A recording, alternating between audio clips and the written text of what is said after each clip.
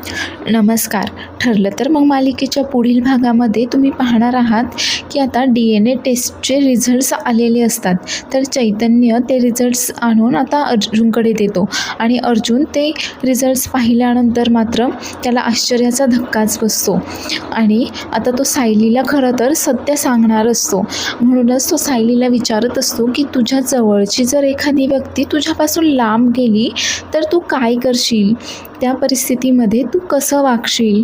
आता खरं तर सायलीला असं वाटतं की अर्जुन तिच्याशी काही केस संदर्भात वगैरे बोलणार आहे की काय, आणि ती तसं अर्जुनला बोलतेही की मला तर वाटलं तुम्ही तर माझ्याशी काहीतरी केस संदर्भात वगैरे बोलणार आहात, पण तुम्ही असं अचानक असे का प्रश्न विचारत आहात मला?